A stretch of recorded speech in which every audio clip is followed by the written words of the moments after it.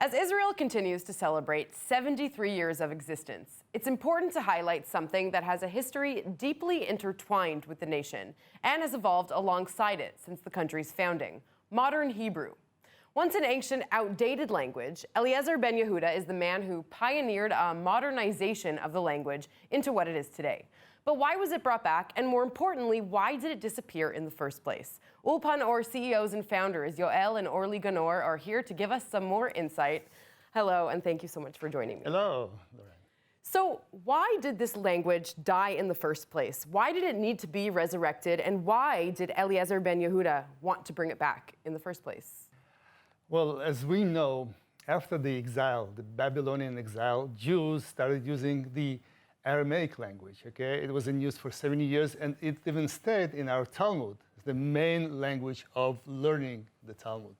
Then there was the Roman exile, which lasts till today, actually, and Jews were scattered around the world. Then Hebrew remained the language of liturgy, of prayers, and Mishnaic study. So actually, it ceased to be day-to-day conversational language. And Ben Yehuda, when he was born at the end of the 19th century, he was actually brought as a scholar of Judaism. So he went to yeshiva, he studied all the Talmudic studies and Mishnaic studies, but then he went to a secular school. By the way, his original name was Perelman, Yitzhak Perelman, known as Ben Yehuda because he changed his name. By the way, I was actually sort of forced to change my original name into Ganor because of Ben Gurion. He actually ruled that everybody who wanted to become an officer in the Israeli army had to change his name. So my Hebrew name is Ganor, previous name was Gamburg. Anyway, so Ben Yehuda, when he was exposed to the secular studies, he learned a lot about history and geography, and he was fascinated by the way Bulgaria was able to regain its national security and freedom. And he asked himself, why can't we do it for our own Jewish people?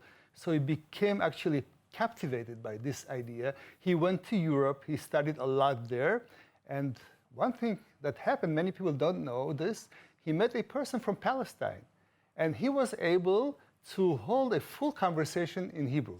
It fully convinced him that Hebrew could be revived as a national day-to-day spoken language.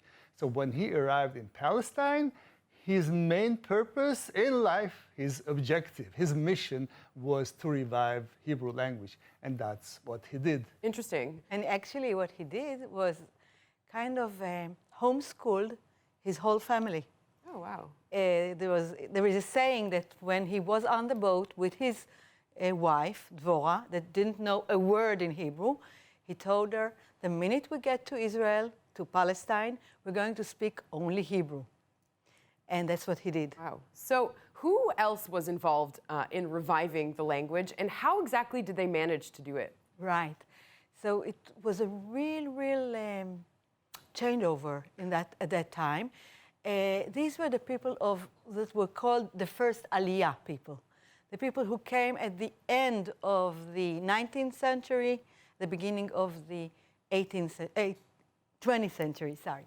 So there was one very famous one, intellectual called Yitzhak Epstein.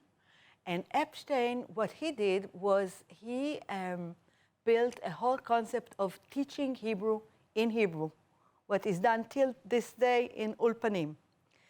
And he did lots of research and built the method. Following him were Israel Belkin, David Yudelevich, Nissim Bachar. If there are people who live in Jerusalem, they know that there are many places called Bachar. And they are all about culture and things that are reviving the language. We don't have much time, but I wonder if you could give me some examples of a few terms that were introduced to modern Hebrew, perhaps invented by Eliezer ben Yehuda or introduced from other languages, as an example of how different the modern language is from the ancient language. Right. Lauren, do you like ice cream?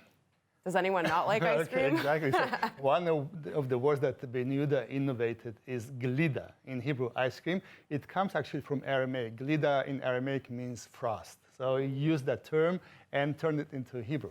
Another one is rakevet, meaning train. So he took the Hebrew root, rechev, okay, and made it like in a chain, rakevet. Oh, wow. Okay? Another- Interestingly enough, Chernyakhovsky used a gamelet. Gamal in Hebrew is camel, so a caravan is gamelet. Okay. Another word would be interesting because it's not Ben Yehuda's word; it's his son's, which is Orly. The word aviron.